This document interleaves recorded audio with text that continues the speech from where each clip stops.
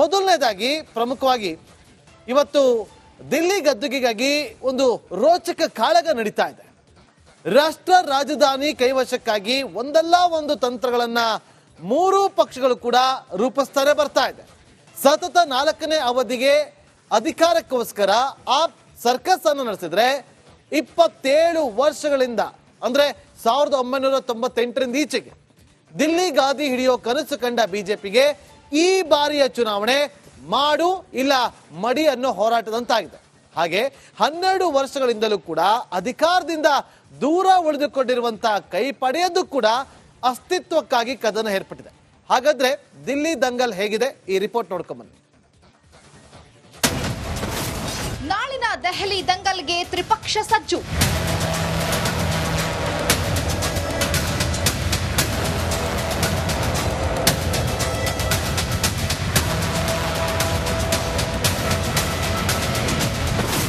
ಉಚಿತಗಳ ಸಂತೆಲಿ ಯಾರಿಗೆ ಬಂಪರ್? ಇಡೀ ರಾಷ್ಟ್ರವೇ ಕಾತುರದಿಂದ ಎದುರು ನೋಡ್ತಿರೋ ಚುನಾವಣೆ ಅಂದ್ರೆ ದಿಲ್ಲಿ ಸಂಗ್ರಾಮ. ನಾಳೆ ದೆಹಲಿ ಗದ್ದುಗೆಗಾಗಿ ನಡೆದಿದೆ ಕುರುಕ್ಷೇತ್ರ. ಇಲ್ಲಿ ಯುದ್ಧ ಗೆಲ್ಲುವುದಕ್ಕಾಗಿ ಖಡ್ಗ ಕೈಯಲ್ಲಿ ಹಿಡಿದು ಜಳಪಿಸ್ತಾ ಇವೆ ಆಪ್, ಬಿಜೆಪಿ ಹಾಗೂ ಕಾಂಗ್ರೆಸ್ ಪಕ್ಷಗಳು. ಯಾರಿಗೆ ದಿಲ್ಲಿ ಗದ್ದುಗೆ? ದಿಲ್ಲಿಯ 70 ಸ್ಥಾನಗಳಿಗೆ ನಡೆಯುತ್ತಿರೋ ಮತದಾನದಲ್ಲಿ ಒಟ್ಟಾರೆ 699 ಅಭ್ಯರ್ಥಿಗಳು ತಮ್ಮ ಅದೃಷ್ಟ ಪರೀಕ್ಷೆಗಿಳಿದಿದ್ದಾರೆ. 1.56 ಕೋಟಿ ಮತದಾರರು ತಮ್ಮ ಮತ ತೀರ್ಪನ್ನ ನೀಡಲಿದ್ದಾರೆ. ನಾಳೆ ಫೆಬ್ರವರಿ 5ರಂದು ಒಂದೇ ಹಂತದಲ್ಲಿ ಮತದಾನ ನಡೆದರೆ ಫೆಬ್ರವರಿ 8ಕ್ಕೆ ಮತ ಎಣಿಕೆ ನಡೆಯಲಿದೆ. ಕಳೆದ 12 ವರ್ಷಗಳಿಂದ ಆಡಳಿತದಲ್ಲಿರೋ ಆಮ್ ಆದ್ಮಿ ಪಾರ್ಟಿ ಈ ಸಲವೂ ಕಮಾಲ್ ಮಾಡೋದಕ್ಕೆ ಇನ್ನಿಲ್ಲದ ಕಸರತ್ತು ನಡೆಸಿದೆ. ಬ್ಯಾಕ್ ಸೀಟ್ನಲ್ಲೇ ಕೂತು ಸರ್ಕಾರ ನಡೆಸುತ್ತಿರೋ ಆಪ್ ನಾಯಕ ಅರವಿಂದ್ ಕೇಜ್ರಿವಾಲ್ ಈ ಸಲವೂ ದಿಲ್ಲಿ ಗೆಲ್ಲೋದಕ್ಕೆ ರೂಪುರೇಷೆ ರೆಡಿ ಮಾಡ್ತಿದ್ದಾರೆ. ಹಾಗೆ ಬಿಜೆಪಿ ಕೂಡ ಇಲ್ಲಿ 1998ರ ಬಳಿಕ ದಿಲ್ಲಿಯಲ್ಲಿ ಅಧಿಕಾರಕ್ಕೇರೋದಕ್ಕೆ ಸಾಧ್ಯವಾಗಿಲ್ಲ. ಸತತ 6 ಚುನಾವಣೆಗಳಲ್ಲಿ ಸೋಲು ಕಂಡಿರೋ ಬಿಜೆಪಿಗೆ ಈ ಸಲ 7ನೇ ಎಲೆಕ್ಷನ್ ಅಲ್ಲಿ ಏಳಿಗೆ ಕಾಣುತ್ತಾ ಅನ್ನೋದೇ ಕುತೂಹಲ. ಪ್ರಧಾನಿ ಮೋದಿ ಜನಪ್ರಿಯತೆ ಹಾಗೂ ಆಪ್ ಸರ್ಕಾರದ ವೈಫಲ್ಯಗಳೇ ಬಿಜೆಪಿಗೆ ಈಗ ಚುನಾವಣಾಸ್ತ್ರ. ಇನ್ನ 1998ರಿಂದ 2013ರವರೆಗೆ ಶೀಲಾ ದೀಕ್ಷಿತ್ ನಾಯಕತ್ವದಡಿ ಸತತ 3 ಎಲೆಕ್ಷನ್ ಗೆದ್ದ ಕಾಂಗ್ರೆಸ್ ಆ ತರುವಾಯ ಇಲ್ಲಿ ಅಧಿಕಾರಕ್ಕೇರೋಕೆ ಆಗಿಲ್ಲ. ಈ ಬಾರಿ ಆಪ್ ಭ್ರಷ್ಟಾಚಾರವನ್ನೇ ಮುಂದಿಟ್ಟುಕೊಂಡು ಕಣದಲ್ಲಿ ಹೋರಾಡ್ತಿದೆ ಕಾಂಗ್ರೆಸ್. ಒಟ್ಟಾರೆ ದೆಹಲಿಯಲ್ಲಿ ನಡೆದಿರೋ ತ್ರಿಕೋನ ಕದನದಲ್ಲಿ ಯಾರು ಗೆಲುವಿನ ನಗೆ ಬೀರುತ್ತಾರೋ ಅನ್ನೋ ಬಗ್ಗೆ ಎಲ್ಲರಿಗೂ ಕಾತುರ ಇದೆ. ರಾಜಧಾನಿ ವಿಜಯ ಪ್ರತಿಷ್ಠೆ ಸಂಗತಿ ಆಗಿರೋದ್ರಿಂದ 3 ಪಕ್ಷಗಳ ಮಧ್ಯೆ ನಡೆದಿದೆ ಹಣಾಹಣಿ. ಮತದಾರ ಪ್ರಭು ಯಾರಿಗೆ ಒಲಿಯುತ್ತಾನೋ ಅನ್ನೋದೇ ಈಗಿನ ಇಂಟ್ರೆಸ್ಟಿಂಗ್ ಸಂಗತಿ.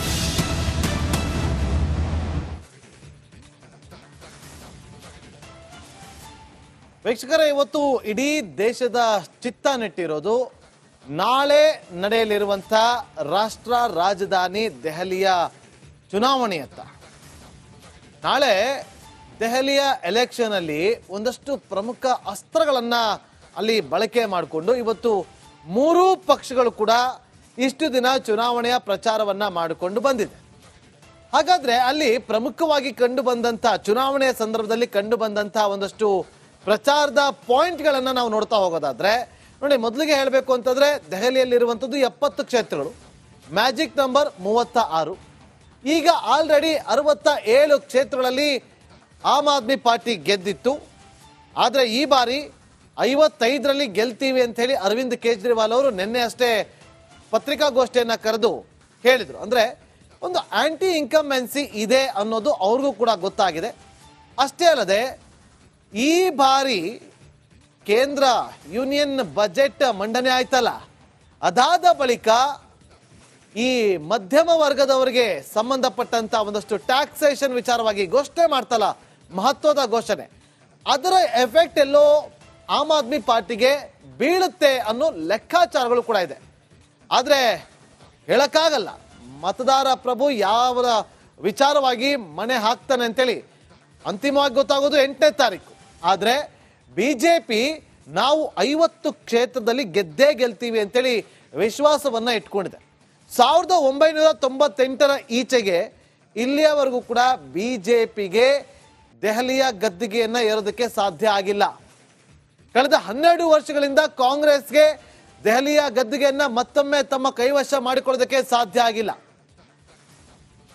ಕಳೆದ ಎರಡು ಚುನಾವಣೆಯಲ್ಲೂ ಕೂಡ ಆಮ್ ಆದ್ಮಿ ಪಾರ್ಟಿ ಅಭೂತಪೂರ್ವವಾದಂಥ ಗೆಲುವನ್ನು ದಾಖಲು ಮಾಡಿ ಹ್ಯಾಟ್ರಿಕ್ನತ್ತ ಮುನ್ನುಗ್ತಾ ಇದೆ. ಅವರು ಕೊಟ್ಟಂತ ಉಚಿತ ಶಿಕ್ಷಣ, ಉಚಿತ ನೀರು, ಉಚಿತ ಕರೆಂಟ್ ಇದೆಲ್ಲವೂ ಕೂಡ ವರ್ಕೌಟ್ ಆಗಿತ್ತು. ಆದರೆ ಇದೆಲ್ಲವನ್ನ ಹೊರತುಪಡಿಸಿ ಇಲ್ಲಿ ಆಮ್ ಆದ್ಮಿ ಪಾರ್ಟಿಗೆ ಒಂದು ಆಂಟಿ ಇನ್ಕಂಬೆನ್ಸಿ ಇರೋದು ಸ್ಪಷ್ಟವಾಗಿ ಗೊತ್ತಾಗ್ತದೆ. ಎಲ್ಲ ಒಂದು ಕಡೆ ಇದು ಅವರಿಗೆ ಒಂದಷ್ಟು ಸೀಟ್ಗಳನ್ನ ಕಳೆದುಕೊಳ್ಳುವಂತ ಸಾಧ್ಯತೆಗಳು ಇದೆ ಅಂತೇಳಿ ಒಂದಷ್ಟು ವಿಶ್ಲೇಷಕರದನ್ನ ವಿಶ್ಲೇಷಣೆ ಮಾಡ್ತಿದ್ದಾರೆ. ಸೊ ಪ್ರಮುಖವಾಗಿ ಇಲ್ಲಿ ಇರುವಂತ ಸಮಸ್ಯೆ ಅಂತಂದ್ರೆ ಒಂದು ಮಾಲಿನ್ಯ ಯಾವ ರೀತಿಯಾಗಿದೆ ಅನ್ನೋದು ಪ್ರತಿಯೊಬ್ಬರಿಗೂ ಕೂಡ ಗೊತ್ತಿದೆ. ವಾಯು ಮಾಲಿನ್ಯ ದೆಹಲಿಯಲ್ಲಿ, ಅದರಿಂದಾಗಿ ಎಷ್ಟೋ ಜನರ ಥ್ರೋಟ್ ಇನ್ಫೆಕ್ಷನ್ಗಳಾಗುವಂಥ ಕೆಲಸಗಳಾಗಿದೆ, ಆರೋಗ್ಯಗಳು ಹದಗೆಡ್ತಾ ಇದೆ.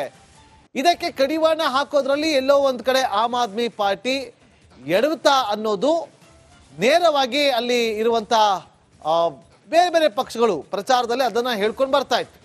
ಇನ್ನು ಮುಖ್ಯವಾಗಿ ಮಹಿಳಾ ಸುರಕ್ಷತೆ, ಇಲ್ಲೂ ಕೂಡ ಇದನ್ನ ದೊಡ್ಡ ಅಜೆಂಡವನ್ನಾಗಿ ಸೆಟ್ ಮಾಡಿಕೊಂಡಿದೆ ಈ ಒಂದು ಚುನಾವಣೆಯಲ್ಲಿ. ಈಗ ವಾಯು ಮಾಲಿನ್ಯ ಹದಗೆಟ್ಟಿದೆ ಅಂದಮೇಲೆ ಸಾಮಾನ್ಯವಾಗಿ ಆರೋಗ್ಯ ಹದಗೆಟ್ಟೆಗೆಡುತ್ತೆ. ಸೊ ಇದೆಲ್ಲವನ್ನು ಕೂಡ ಇಟ್ಕೊಂಡು ಪ್ರಮುಖವಾದಂಥ ಅಸ್ತ್ರವನ್ನಾಗಿ ಮಾಡಿಕೊಂಡಿದೆ. ಒಂದು ಕಡೆ ಬಿಜೆಪಿ, ಮತ್ತೊಂದು ಕಡೆ ಕಾಂಗ್ರೆಸ್ ಕೂಡ ಇದನ್ನೇ ಅಸ್ತ್ರವನ್ನಾಗಿ ಇಟ್ಕೊಂಡು ಪ್ರಚಾರವನ್ನ ಕೂಡ ಮಾಡಿದೆ. ಅಷ್ಟೇ ಅಲ್ಲ, ನಿರುದ್ಯೋಗ, ಈ ಮೂಲಭೂತ ಸೌಕರ್ಯಗಳಿಗೆ ಅದಕ್ಕೂ ಕೂಡ ಒತ್ತನ್ನ ಕೊಡೋದ್ರಲ್ಲಿ ಎಲ್ಲೋ ಒಂದು ಕಡೆ ಆಮ್ ಆದ್ಮಿ ಪಾರ್ಟಿ ಎಡವಿದೆ ಅಂತೇಳಿ ಎತ್ತಿ ತೋರಿಸುವಂತ ಕೆಲಸವನ್ನ ಬಿಜೆಪಿ ನಾಯಕರು ಕೂಡ ಮಾಡಿದ್ದಾರೆ, ಕಾಂಗ್ರೆಸ್ ನಾಯಕರು ಕೂಡ ಮಾಡಿದ್ದಾರೆ. ಅಷ್ಟೇ ಅಲ್ಲ, ಯಮುನಾ ನದಿ ಮಾಲಿನ್ಯವೂ ಕೂಡ ನೋಡಿ, ಬಾಟಲ್ ಅನ್ನ ಇಟ್ಕೊಂಡು ಯಮುನಾ ನದಿ ವಿಷ ಆಗಿದೆ ಅಂತೇಳಿ ಅದು ಕೂಡ ಒಂದು ಪ್ರಮುಖವಾದಂತ ಪಾತ್ರವನ್ನ ಈ ಬಾರಿಯ ಚುನಾವಣೆಯಲ್ಲಿ ನಡೆಯುತ್ತೆ ಅನ್ನೋದು ಕೂಡ ಗೊತ್ತಾಗ್ತಾ ಇದೆ. ನೋಡಿ, ಒಂದು ಕಡೆ ಅಲ್ಲಿ ಮಹಿಳಾ ಮತದಾರನ್ನ ಸೆಳೆಯೋದಕ್ಕೆ ಆಮ್ ಆದ್ಮಿ ಪಾರ್ಟಿ ಒಂದಷ್ಟು ಸ್ಟ್ರಾಟಜಿಯನ್ನ ಮಾಡ್ಕೊಂಡಿದೆ, ಬಿಜೆಪಿ ಕೂಡ ಒಂದಷ್ಟು ಸ್ಟ್ರಾಟಜಿಯನ್ನ ಮಾಡ್ಕೊಂಡಿದೆ. ಈಗ ಆಲ್ರೆಡಿ ಆಮ್ ಆದ್ಮಿ ಪಾರ್ಟಿಯವರು 2100 ರೂಪಾಯಿ ಕೊಡ್ತೀವಿ ಅಂತೇಳಿ ಘೋಷಣೆ ಮಾಡಿದೆ, ಬಿಜೆಪಿಯವರು ನಾವು 2500 ಕೊಡ್ತೀವಿ ಅಂತೇಳಿ ಘೋಷಣೆ ಮಾಡಿದ್ದಾರೆ. ಆದ್ರೆ ಅಲ್ಲಿ ಮತ್ತೊಂದು ವಿಚಾರ ಅಂತಂದ್ರೆ, ಈ ಮದ್ಯದ ಹಗರಣ ಆಯ್ತಲ್ಲ ದೆಹಲಿಯಲ್ಲಿ, ಸಿಎಂ ಆಗಿದ್ದಂತ ಸಂದರ್ಭದಲ್ಲೇ ಅರವಿಂದ್ ಕೇಜ್ರಿವಾಲ್ ಅವರು ಜೈಲ್ಗೆ ಹೋಗಿ ಬಂದ್ರಲ್ಲ, ಈ ಮದ್ಯ ಹಗರಣ, ಆ ಹಗರಣಕ್ಕೆ ಸಂಬಂಧಪಟ್ಟಂತೆ ದೆಹಲಿಯಲ್ಲಿ ದೊಡ್ಡ ಮಟ್ಟದಲ್ಲಿ ಹೋರಾಟಗಳನ್ನ ಮಾಡಿದ್ಯಾರು ಅಂತಂದ್ರೆ ಮಹಿಳೆಯರು. ಆ ಮಹಿಳೆಯರೇ ದೊಡ್ಡ ಮಟ್ಟದಲ್ಲಿ ಹೋರಾಟವನ್ನ ಮಾಡಿ ಎಷ್ಟೋ ಬಾರ್ ಅಂಡ್ ರೆಸ್ಟೋರೆಂಟ್ಗಳನ್ನ ಮುಚ್ಚಿಸುವಂತ ರೀತಿಯಲ್ಲಿ ಹೋರಾಟವನ್ನ ಮಾಡಿದ್ರು. ಹಾಗಾಗಿ ಈ ಒಂದು ಮಹಿಳಾ ಮತದಾರರು ಆಮ್ ಆದ್ಮಿ ಪಕ್ಷದಿಂದ ಇವರು 2100 ರೂಪಾಯಿ ಕೊಟ್ಟರು ಪರವಾಗಿಲ್ಲ, ನಾವು ನಮ್ಮ ಮನೆಯ ಗಂಡಂದಿರನ್ನ ಪುರುಷರನ್ನ ನಾವು ಕಾಪಾಡ್ಕೊಳ್ಬೇಕು ಅಂತೇಳಿ ಅದು ಆ ಒಂದು ಭ್ರಷ್ಟಾಚಾರ ಇತ್ತಲ್ಲ, ಅದು ಎಲ್ಲೊಂದ್ ಕಡೆ ಮಹಿಳಾ ಮನೆಗಳಿಗೆ ಒಂದು ಆಮ್ ಆದ್ಮಿ ಪಕ್ಷಕ್ಕೆ ಹಿನ್ನಡೆ ಆಗುವಂತ ಚಾನ್ಸ್ ಇದೆ. ಅದನ್ನ ಕಮಲಪಾಳೆ ಅಂದ್ರೆ ಬಿಜೆಪಿ ನಾಯಕರು ತುಂಬಾ ಚಾಚುಕಟ್ಟಾಗಿ ಅದನ್ನ ಬಳಕೆ ಮಾಡಿಕೊಳ್ಳುವಂತ ಕೆಲಸವನ್ನ ಮಾಡಿದೆ. ಕಾಂಗ್ರೆಸ್ ಕೂಡ ಅದೇ ಪ್ರಮುಖವಾದಂತ ಬಾಣವನ್ನ ಮಾಡಿಕೊಂಡಿತ್ತು. ಇನ್ನು ಕೇಜ್ರಿವಾಲ್ ಅವರು ಜೈಲ್ಗೆ ಹೋಗಿದ್ದಾಗ್ಲಿ, ಸಿಸೋಡಿಯಾ ಅವರು ಜೈಲ್ಗೆ ಹೋಗಿದ್ದಾಗ್ಲಿ, ಈ ಯಾತ್ರೆಯನ್ನು ಕೂಡ ಪದೇ ಪದೇ ಪ್ರಚಾರದಲ್ಲಿ ಹೇಳ್ತಾ ಬಂದಿದ್ದು, ಅಬಕಾರಿ ಸೇರಿದಂತೆ ವಿವಿಧ ಹಗರಣಗಳು ಅಲ್ಲಿ ಕೇಳಿಬಂತು. ಜೊತೆಗೆ ಬಾಂಗ್ಲಾ ವಲಸಿಗರ ಬಗ್ಗೆ ಕೂಡ ಈ ಬಾರಿಯ ಚುನಾವಣಾ ಪ್ರಚಾರದಲ್ಲಿ ಕೆಸರಲ್ಲಿ ಚಾಟಗಳು ಕೂಡ ನಡೀತಾ ಇತ್ತು. ಸೊ ಮತ್ತೊಂದು ಕಡೆ ನೋಡಿ, ಆಮ್ ಆದ್ಮಿ ಪಕ್ಷದ ಅಂದ್ರೆ ಆಡಳಿತಾರೂಢ ಪಕ್ಷದ ಮೇಲೆ ಬಿಜೆಪಿ ಮತ್ತು ಕಾಂಗ್ರೆಸ್ ಈ ರೀತಿಯಾಗಿ ಟೀಕಾಸ್ತ್ರವನ್ನ ಮಾಡ್ತಾ ಬಂದ್ರೆ, ಆಮ್ ಆದ್ಮಿ ಪಕ್ಷ ನೇರವಾಗಿ ಕೌಂಟರ್ ಅನ್ನ ಕೊಡೋದಕ್ಕೆ ಮುಂದಾಗಿದ್ದು ಕೇಂದ್ರದ ಫೇಲ್ಯೂರ್ನತ್ತ ನೇರವಾಗಿ ಬೊಟ್ಟು ಮಾಡಿ ತೋರಿಸ್ತು. ಸೊ ಈಗ ಈ ದೆಹಲಿ ಚುನಾವಣೆ ಯಾವ ರೀತಿ ಆಗಿದೆ ಅಂತಂದ್ರೆ, ಉಚಿತಗಳ ಸುನಾಮಿ ಹರಿತಾ ಇದೆ. ಅವ್ರು ಫ್ರೀ ಎಜುಕೇಶನ್ ಕೊಡ್ತೀರಾ, ನಾವು ಅದನ್ನ ಕಂಟಿನ್ಯೂ ಮಾಡ್ತೀವಿ. ಮೊನ್ನೆ ಒಂದು ಇನ್ಸಿಡೆಂಟ್ ಆಯ್ತಲ್ಲಿ, ನಾವು ನಮಗೆ ಗೆಲ್ಸ್ಕೊಡಿ, ನಾವು ಒಳ್ಳೆ ಅಭಿವೃದ್ಧಿ ಮಾಡ್ತೀವಿ ಅಂತೇಳಿ ಬಿಜೆಪಿ ಅವ್ರು ಮಾಡಿದಾಗ, ಇದೇ ಆಮ್ ಆದ್ಮಿ ಪಕ್ಷದ ನಾಯಕರು ಸ್ಕೂಲ್ ಮಕ್ಕಳ ಜೊತೆ ಕೂತ್ಕೊಂಡು ನೀವೇನಾದ್ರೂ ಅವ್ರನ್ನ ಗೆಲ್ಸಿದ್ರೆ ನಿಮಗೆ ಉಚಿತ ಶಿಕ್ಷಣ ಕಟ್ ಆಗುತ್ತೆ ಅಂತ ಹೇಳಿದ್ರು. ಅದಾದ ಬಳಿಕ ಎಚ್ಚೆತ್ಕೊಂಡಂತ ಬಿಜೆಪಿ, ಇಲ್ಲ ನಾವು ಯಾವುದನ್ನು ಕೂಡ ಕಟ್ ಮಾಡೋದಿಲ್ಲ, ಈಗ ಏನಿದೆ ಫೆಸಿಲಿಟಿ ಅದು ಹಾಗೆ ಕಂಟಿನ್ಯೂ ಆಗುತ್ತೆ ಅಂತೇಳಿ ಪ್ರಚಾರವನ್ನ ಮಾಡ್ಕೊಂಡ್ ಬಂದ್ರೆ, ಹಾಗಾಗಿ ಈ ಮತದಾರರಿಗೆ ಉಚಿತ ಘೋಷಣೆಗಳ ಸುರಿಮಳೆನೇ ಸುರಿದಿದೆ. ಮೂರೂ ಪಕ್ಷಗಳಲ್ಲಿಯೂ ಕೂಡ ಉಚಿತ ಅನ್ನೋದು ಒಂದು ರೀತಿಯಲ್ಲಿ ಕೊಡ್ತೀವಿ ಅನ್ನೋದಕ್ಕಿಂತ ನಾವು ಜಾಸ್ತಿ ಕೊಡ್ತೀವಿ ಅನ್ನೋ ಪೈಪೋಟಿನಲ್ಲಿ ಹೆಚ್ಚಾಗಿ ಕಂಡು ಬಂದಿದೆ.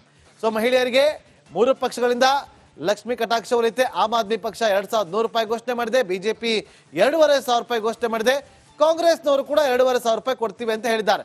ಇನ್ನು ವಿದ್ಯಾರ್ಥಿಗಳಿಗೆ ಆಮ್ ಆದ್ಮಿ ಪಾರ್ಟಿ 50% ಮೆಟ್ರೋದಲ್ಲಿ ನಿಮಗೆ ಫ್ರೀ ಕೊಡ್ತೀವಿ ಅಂತ ಹೇಳಿದ್ದಾರೆ. ಹಿರಿಯ ನಾಗರಿಕರಿಗೆ ಉಚಿತ ಆರೋಗ್ಯ ವಿಮೆ ಕೊಡ್ತೀವಿ ಅಂತ ಘೋಷಣೆ ಮಾಡಿದ್ದಾರೆ. 24 ಗಂಟೆ ಕಾಲ ಕುಡಿಯುವ ನೀರಿನ ಸೌಲಭ್ಯ ಸಿಗುತ್ತೆ ಅಂತ ಹೇಳಿ ಘೋಷಣೆ ಮಾಡಿದ್ದಾರೆ. ಯಮುನಾ ಶುದ್ಧೀಕರಣ ಬಗ್ಗೆ ಆ ಕಡೆ ಬಿಜೆಪಿಯವರು ಅಭಯವನ್ನ ಕೊಟ್ಟಿದ್ದಾರೆ. 500 ರೂಪಾಯಿಗೆ ಬಡ ಮಹಿಳೆಯರಿಗೆ ಸಿಲಿಂಡರ್ ಕೊಡ್ತೀವಿ, ದಿವಾಳಿ ಎಂದು 1 ಸಿಲಿಂಡರ್ ಉಚಿತ, ಅಷ್ಟೇ ಅಲ್ಲ ಹೋಳಿ ಹಬ್ಬದ ದಿವಸನೂ ಉಚಿತ ಅಂತ ಹೇಳಿದ್ದಾರೆ. ಇದು ಬಿಜೆಪಿ ಪಾಳದಿಂದ. ಮತ್ತೊಂದು ಕಡೆ ಕಾಂಗ್ರೆಸ್ನವರಿಂದ 300 ಯೂನಿಟ್ ಉಚಿತ ಗ್ಯಾರಂಟಿ ಅಂತೇಳಿ ಘೋಷಣೆ ಮಾಡಿದ್ದಾರೆ ವಿದ್ಯುತ್.